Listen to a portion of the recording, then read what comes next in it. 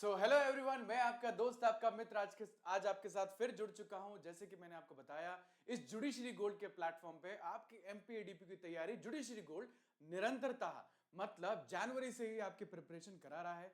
एमपीएडीपी के साथ साथ भी आपको जुडिशरी का कंटेंट भी देखने को मिल रहा है। मैं आपको बता दूं और रिमाइंड करा दूं कि आपका सुबह 8 बजे 8:30 बजे जीके जीएस चलता ही है एमपीएडीपीओ का। फिर आपका दोपहर में जुडिशरी का कोर्स चलता है जहां पर आपको ऐश्वर्या मैम डिटेल में एमसीक्यू सॉल्व कराते हैं और डेली 9 बजे रात को मैं आपके साथ माइनर एक्ट के साथ जुड़ता ही रहता हूं और आपकी कहानी आसान करता रहता हूं।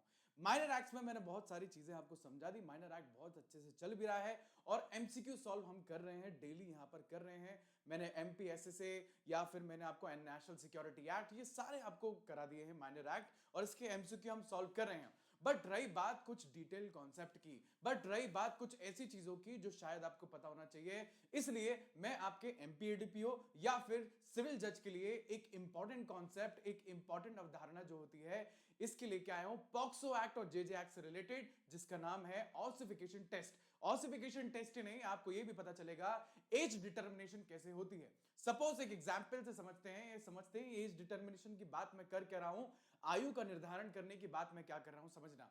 कि जैसे मान लीजिए कि कोर्ट के न्यायालय के समक्ष एक कोई लड़का आता है या जो कि अभियुक्त है, अक्यूज पर्सन है, और वो लड़का, वो अभियुक्त ये बोलता है कि मेरी उम्र तो 18 साल से ऊपर है, तो मैंने जो अपराध किया है मैं 18 साल से ऊपर हूं, इसलिए मेरे ऊपर अडल्ट ट्रायल चालू होनी चाहिए, ये होना चाहिए, ऐसा होना चाहिए। या फिर वो बोलता है कि मैं 17 या 16 साल का हूं। अब कभी भी कोई एडवोकेट या कोई अक्यूज पर्सन या कहीं पर भी कोई ऐसा बताए अपनी एज, अब वो एज क्या एक्यूरेट है, क्या वो एज बताई जो जा रही है एडवोकेट द्वारा या फिर जो हमारे अक्यूज पर्सन है, अभियुक्त व्यक्ति है, उसके द्वारा, क्या वो एज सही है? इस एज की अवधारणा के लिए, इस एज को डिटरमाइन करने के लिए यहां पर मैं आ चुका हूं कि कैसे एक जज एक जुडिशरी डिटर्मिनेशन से, एक न्यायिक निर्णय से पता कर सकता है कि क्या एक लड़के की, एक अभियुक्त की, क्या किसी व्यक्ति की जो है वो आयु होती है, उसका निर्धारण होता है। तो चलिए समझते हैं क्या है ऑसिफिकेशन टेस्ट। ऑसिफिकेशन टेस्ट से भी कैसे कोई अलग तरीके से भी किसी आयु का जो है वो कहीं ना कहीं डिटर्मिनेशन हो सकता है कि नहीं, चलो समझते हैं। तो सबसे पहले मैं बात करता हूं यहां पर, जो मैं बता रहा था कि यहां पर बात कर रहा था मैं एज डिटर्मिनेशन की। तो देखो यहां पर क्या लिखा हुआ है, age determination is the process by which the court determine the exact age of a person, accused हो या विक्टिम हो, to decide whether special laws like juvenile justice और पॉक्सो एक्ट अप्लाई होगा कि नहीं होगा। कि भाई एज डिटर्मिनेशन एक ऐसी प्रक्रिया है, एक ऐसी प्रक्रिया है जहां पर किसी भी अभियुक्त की या किसी भी विक्टिम की यहां पर व्यतीत व्यक्ति की क्या की जाती है, आयु डिटरमाइन, अभिनिश्चित की जाती है, जिससे यह पता चले कि उस पर अडल्ट ट्रायल लगना चाहिए या फिर उस पर जो है हमारे बाकी पॉक्सो एक्ट या जुवेनाइल जस्टिस एक्ट लगने चाहिए, इस बात को अभिनिश्चित करने के लिए। जैसे कि मैंने आपको एग्जांपल स्टार्टिंग में दिया ही था। अब जब से आप देख सकते हो इसमें अगर जुवेनाइल की बात है तो कम से कम यहां पर कोई भी होगा, बट अगर माइनर विक्टिम की बात होती है तो पॉक्सो एक्ट की बात यहां पर नॉर्मली की जाती है। ठीक है, इंपॉर्टेंट है सर। अब देखो, जब भी अगर मैं इस एज डिटर्मिनेशन की प्रोसेस से पहले समझूं तो सबसे पहले जो इनिशियल इनकाउंटर, जो इनिशियली देखा जाता है जब भी किसी व्यक्ति को, किसी बच्चे को या किसी भी अडल्ट को जब देखा जाता है कि वो अभियुक्त है और कोर्ट के समक्ष आता है विद एडवोकेट और ये बोलता है कि मेरी एज इतनी है, तो उस एज में दो प्रिजम्पशन यहां कोर्ट लगा के चलती है। सर कोर्ट ये देखती है उसके विजुअल सर्टेनिटी से, उसके दृष्ट निश्चितता से, उसकी अपीयरेंस क्या चाइल्ड जैसी है, क्या अडल्ट जैसी है, पहले तो ये ऑब्जर्व की जाती है। दूसरा, यहां पर रीजनेबल डाउट हो सकता है कि वो जो आंसर दे रहा है, जो क्वेश्चन न्यायालय उनसे बार बार पूछ रही है, उस क्वेश्चन का कितनी मेच्योरिटी से जो है वो आंसर दिया जा रहा है। पहले तो कोर्ट इसमें एक अपना जो है एक ऑब्जर्व करती है, एक यहां पर जो है अपना अवलोकन करती है। जैसे इस अवलोकन के बाद फिर भी युक्त डाउट होता है कि क्या एज होने वाली है, क्या एक्यूरेट एज है, क्योंकि कहीं पर बताई जा रही है 16-17, यहां पर आपको बताया जा रहा है एक साइड से एक पक्षकार बोल रहा है 16-17-18 है या 16 है, नहीं निश्चित हो पा रही है। एक पार्टी बोल रही है कि नहीं ये तो 19-20-21 साल का है। अब इस चीज में कंफ्यूजन हो जाता है, युक्त जो डाउट हो जाता है, संदेह हो जाता है, उसमें कोर्ट फॉलो करती है यहां पर दो प्रोसीजर को।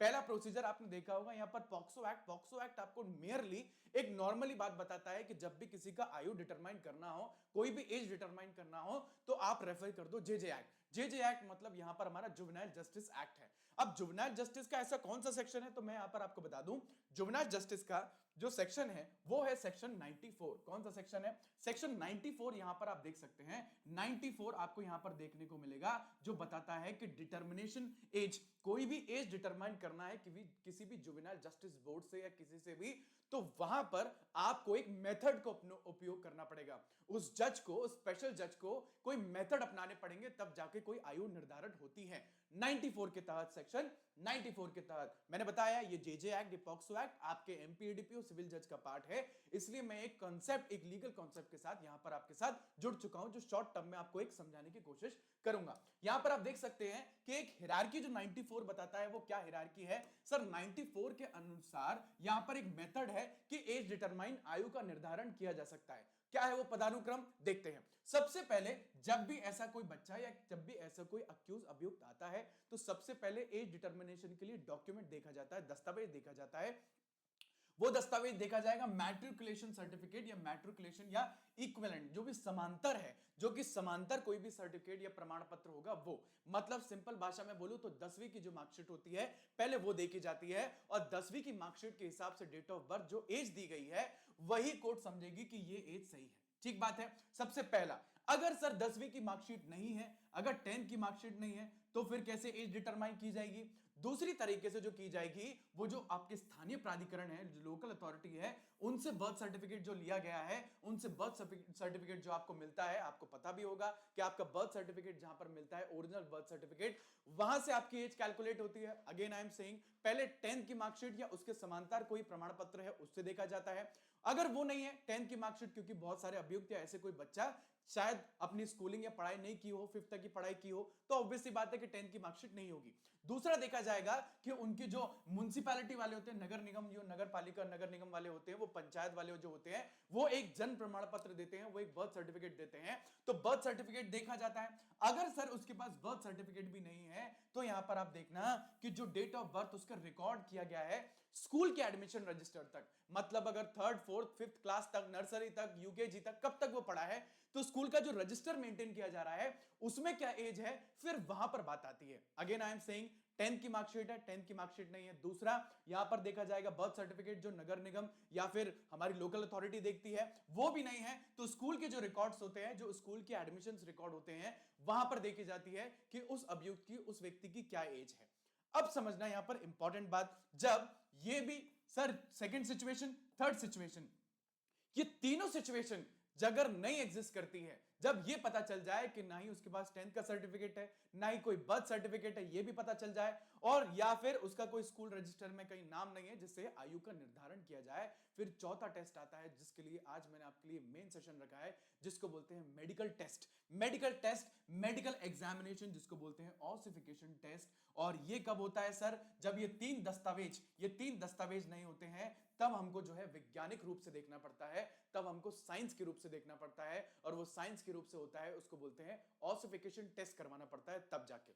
एक मैंने आपको एग्जाम्पल भी दिया है, उस एग्जाम्पल के थ्रू भी अपन समझेंगे कि ये क्या एक कहानी होने वाली है, कुछ लैंडमार्क केस भी इसके रिगार्डिंग है, वो भी अपन समझेंगे।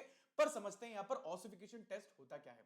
ऑसिफिकेशन टेस्ट को अगर मैं नॉर्मल तरीके से आपको बताऊं, तो ये एक मेडिकल प्रोसीजर है, जो कि एस्टिमेट, कहीं ना कहीं बताया जाता है, ये पता लगा जाता है, क्या जो हड्डियां होती है, जो बोन होता है, उसको परीक्षण करके, उसका एग्जामिन करके पता करा जाता है कि क्या एज होने वाली है। जैसे कि अगर समझना, जैसे यही स्केलेटन यहां पर आपको दिख रहा है, जैसे ये स्केलेटन छोटा भी होता तो वो छोटे बच्चे का होता, अब वो छोटे बच्चे की ये जो हड्डी की ग्रोथ होती है, जो बोन की ग्रोथ होती है, वो किस तरीके, किस लेवल पे होती है, उस तरीके से एज का पता लगाया जा सकता है। और वो भी कैसे सर? मेडिकल ऑसिफिकेशन टेस्ट से। क्या होता है समझना, अगर मैं बेसिक बात करूं, तो कभी भी हमारी हड्डी की जो ग्रोथ होती है, वो ऐसे नहीं होती है, ऐसे मतलब ऊपर, नीचे से ऊपर जो है वो लेवल पर नहीं होती है, ये हमेशा round round round round round round round round ऐसे में जो है उनकी ग्रोथ जो है अपनी हड्डी की होती है। तो समझना, इस ऑसिफिकेशन टेस्ट से कहीं ना कहीं मेडिकली ये पता लगा जा सकता है कि जब ये इस लेवल से राउंड होके इस लेवल राउंड पे आई, तो यहां पर शायद 3 साल, फिर इसके बाद इसके यहां पर आई तो इसके बाद 7 साल, यहां आई तो 12 साल, 13 साल, ऐसा करके ऑसिफिकेशन टेस्ट से यहां पर ये पता चल जाता है कि उस बोन का ग्रोथ अगर उस लेवल पे हुआ है, मतलब बच्चा 3 साल का हो गया होगा। फिर और ऊपर देखा हो गया, और उस बोन का उस जगह पे अगर पता लगा जाए, फिर बच्चा इस साल का हो गया होगा। तो ऐसे मेडिकल रिपोर्ट और ऑसिफिकेशन टेस्ट का बताया जा सकता है। और ये अभिनिश्चित किया जा सकता है विज्ञान के थ्रू, साइंस के थ्रू, के ऑसिफिकेशन टेस्ट से उस अभियुक्ति, उस अक्यूज की क्या एज है, क्या आयु निर्धारण हो चुकी है। तो sir again I am saying, जब 10 की मार्कशीट नहीं है तो कोई बात नहीं, आप आपका नगर पालिका जो म्युनिसिपैलिटी से आपको मिलता है, क्या मिलता है वहां पर, आपको मिलता है कोई भी बर्थ सर्टिफिकेट, तो वो देखा जाएगा। नहीं तो तीसरी बात आ जाती है, अगर आपके स्कूल के रिकॉर्ड में अगर देखा जाए, जब ये तीनों ही नहीं है तो ये ऑसिफिकेशन टेस्ट कराया जाता है, जिसके निर्देश कौन देता है, कोर्ट देती है, न्यायालय देती है। समझना, ये चारों चीजें मैंने आपको यहां पर बताई। ये काम कैसे करता है मैंने आपको बताया, हड्डियों से काम करता है और हड्डियों से पता लगाया जा सकता है कि क्या कहानी है।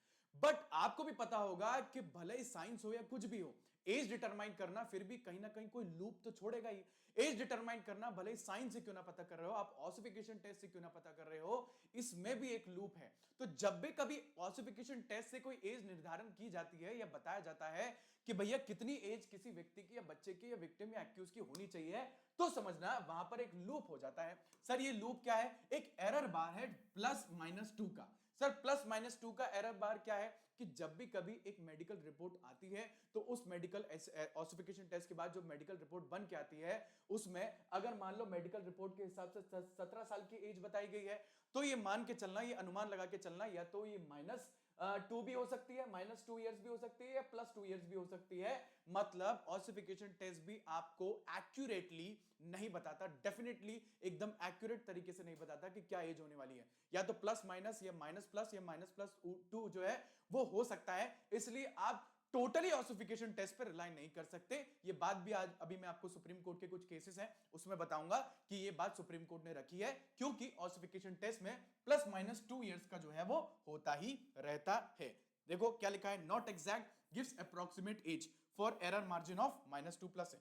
एग्जैक्ट एज नहीं बताई जाती है, एक एरर मार्जिन जो है रखा जाता है, जो मैंने आपको यहां पर बताया। ठीक है, और सबसे इंपॉर्टेंट जो हमारे लिए प्री का भी क्वेश्चन हो जाता है और आपके लिए समझने के लिए भी क्वेश्चन हो जाता है कि कोर्ट हमेशा ऐसे मेडिकल टेस्ट को, ऐसे ऑसिफिकेशन टेस्ट को lender of the last resort समझती है। मतलब एकदम अंतिम, कोई भी अंतिम यहां पर बात हो जाए, जो अंतिम विकल्प जो होता है उसके रूप में ही हमारे ऑसिफिकेशन टेस्ट को जो है वो माना जाता है। ठीक है, ये इंपॉर्टेंट प्रिंसिपल आप समझना। और एक बात इससे और याद रखना कि जब भी मैं 94 ऑफ जेजे एक्ट का बताऊं या कभी भी आपको यहां समझा रहा हूं, उसमें ये बात याद रखना कि प्रायोरिटी किसको दी जाती है। क्या ये दस्तावेजी जो अपन ने साक्ष्य देखे, जो 3 चीजें देखी, 10th की मार्कशीट, या फिर अपन ने देखा यहां पर म्युनिसिपैलिटी का सर्टिफिकेट या स्कूल रजिस्टर का एडमिशन, इसको प्रायोरिटी दी जाती है या मेडिकल ओपिनियन को प्रायोरिटी दी जाती है। तो हमेशा ये बात समझना, कभी भी आपका इंटरव्यू में कहीं पर भी क्वेश्चन पूछा जाए, प्रायोरिटी जो है हमेशा दी जाती है दस्तावेजी एविडेंस को, सर डॉक्यूमेंट्री एविडेंस को ही प्रायोरिटी दी जाती है over medical opinion. Medical opinion को ज्यादा प्रायोरिटी नहीं दी जाती है। मतलब ऑसिफिकेशन टेस्ट और सामने 10 की मार्कशीट हो तो 10 की मार्कशीट को प्रायोरिटी दी जाती है, जो मैंने आपको यहां पर बताया। अब यहां पर मैंने बोला प्रैक्टिकल एग्जाम्पल देख लेते हैं। एग्जाम्पल नंबर 1, अगर एक्यूज के पास 10th की सर्टिफिकेट है तो 10th की सर्टिफिकेट के आगे कहानी जाएगी ही नहीं, तो यहां पर 10th की सर्टिफिकेट में जो एज है वो मान ली जाएगी। ठीक है, अक्यूज के पास कोई डॉक्यूमेंट अवेलेबल नहीं है तो कोर्ट ऑर्डर करेगा, फाइनली जो तीनों डॉक्यूमेंट अवेलेबल नहीं हो तो फाइनली कोर्ट जो है ऑसिफिकेशन टेस्ट का जो है वो बताएगा, कोई दस्तावेज उपलब्ध नहीं है, न्यायालय ऑसिफिकेशन टेस्ट का आदेश दे सकता है। ठीक बात है, यहां पर आप समझना, मैंने अभी आपको बताया birth certificate versus medical report का कॉन्फ्लिक्ट होता है कि इनमें से कौन को प्रिवेल किया जाए, तो कोर्ट हमेशा बर्थ सर्टिफिकेट को प्रिवेल करती है। यहां पर कुछ लैंडमार्क केसेस भी डिस्कस कर लेते हैं, क्योंकि इस पर्टिकुलर टॉपिक से, कॉन्सेप्ट से आपको लैंडमार्क केस भी याद होना ही चाहिए। ठीक है सर, पहला केस है लैंडमार्क केस जिसको बोलते हैं जर्नैल सिंह। एक मिनट, हाँ, ये पहला केस है sir, Jarnail Singh versus state of Haryana, 2013 का केस है।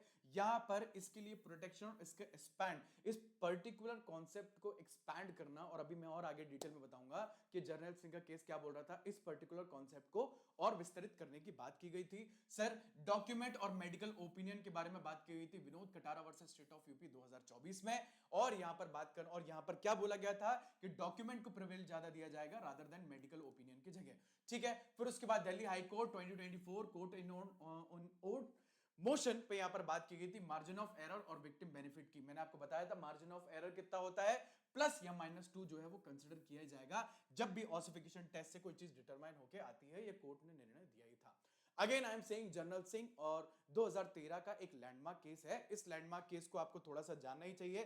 ये लैंडमार्क केस यहां पर क्या बोल रहा है कि सुप्रीम कोर्ट ने ये रूल किया that the strict procedure for determining the age under juvenile justice act framework like section 94 must be extended to victims in POCSO and other child related offenses ensuring uniform protection।